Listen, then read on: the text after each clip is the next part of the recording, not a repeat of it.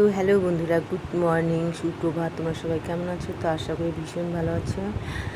তো তোমাদের আশীর্বাদে আমরাও ভালো আছি।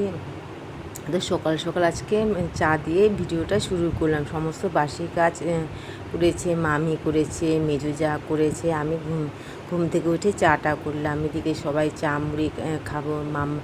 ছোটো মাম্মাম, বড়ো মাম্মাম ওদেরকে একটু মুড়ি দিলাম, বিস্কুট দিলাম।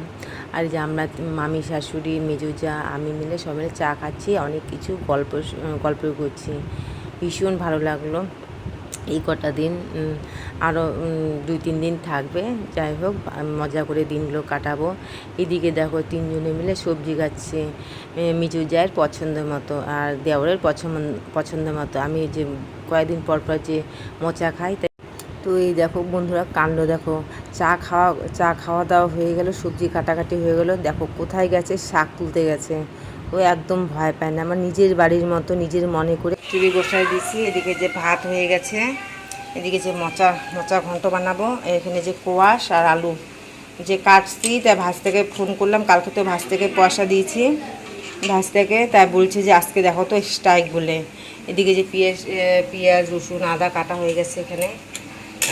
এখন আর করবো না, আগে যাক বাজারে যাক, দেখি যেহেতু মাংস পায় তো ভালো, না পাইলে আর কি। দেখো সব কিছু কাটা রেডি হয়ে গেছে। ভাজটা ফোন করলো যে স্ট্রাইক আজকে।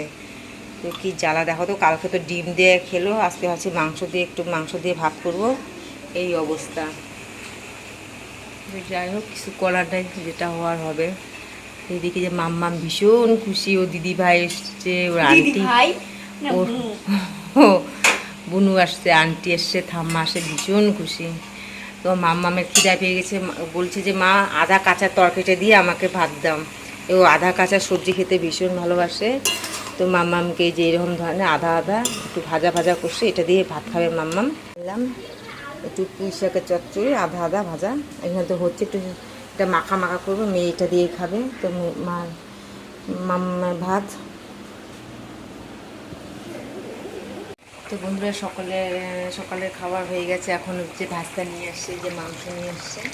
এই যে মাংসটা মামি করলো, মামির গরম লাগছে, মামি ঘরের মেঝেতে গিয়ে শুয়ে আছে। আমি যাও মামি, তা আমি রান্নাটা করে দিই। তা আমি যে স্নান করে আসলাম, এদিকে রান্নাঘরটা এই যে মোছা কমপ্লিট হয়ে গেছে। রান্নার মধ্যে করেছি আজকে যে এখানে হচ্ছে কী বলে কলার মোচার তরকারি, আর এখানে হচ্ছে যে কুমড়ো শাকের ঝোল, যে দেওয়ার রোজে তুলে নিয়ে এসে কুমড়ো শাকের ঝোল, কুমড়ো শাক তুলে নিয়ে এসেছি, তাতে ঝোল বানাইছি। আর এখানে হচ্ছে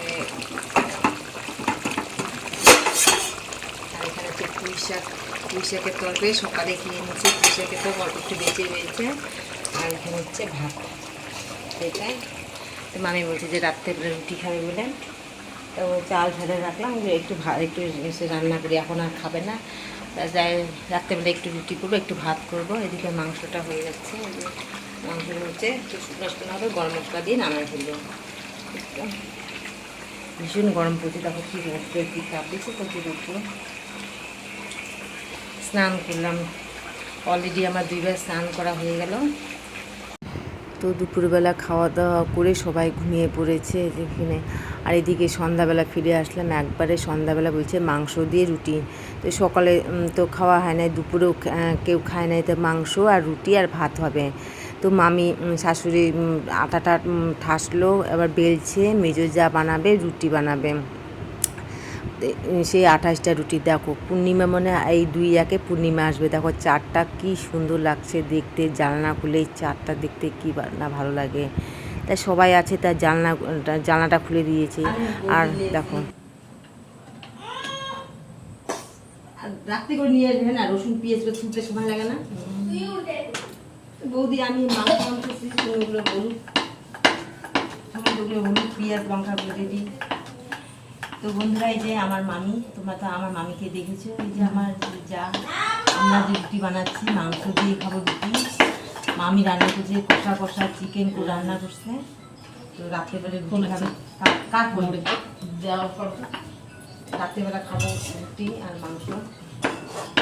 সবজি তো বেঁচে রয়েছে, কতগুলো শাক আছে বনি, শাক দিয়েও রুটি খাওয়া যায়। মা খায় শাক দিয়ে রুটি, ভালো লাগে, কিন্তু আমি এবার পছন্দ করি।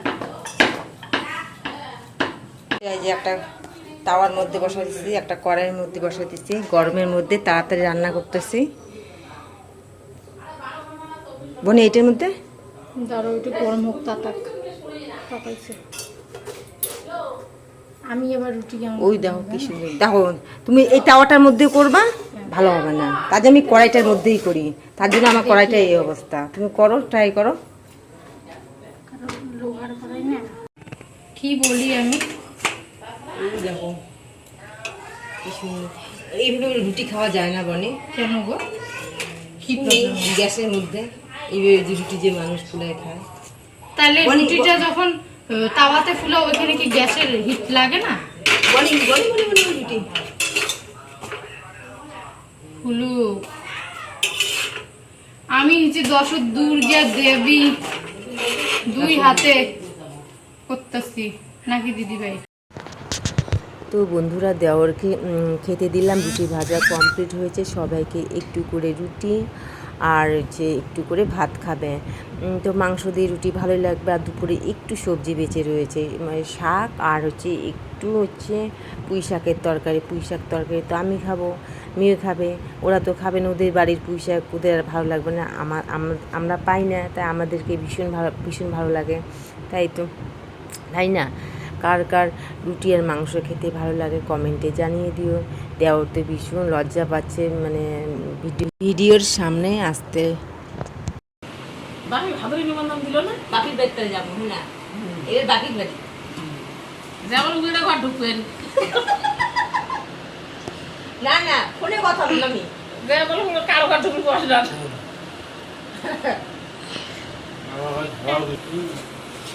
ফোনে না কথা হবে। বলি মোটর বন্ধ করছো? আরে মোবাইল দেখে তো সবাই খাওয়া দাওয়া করলো, আর রুটি বেঁচে রয়েছে, মানে গুনছি একটা একটা করে গুনছি, তো 13টা রুটি বেঁচে রয়েছে। তাই কালকে আমাদের সবার হয়ে যাবে লাল চা দিয়ে রুটি। আমার তো ভীষণ ভালো লাগে, মানে সবাই ভীষণ ভালোবাসে, মামি যা ভালোবাসে, তাই যাই হোক এটা কালকে হয়ে যাবে।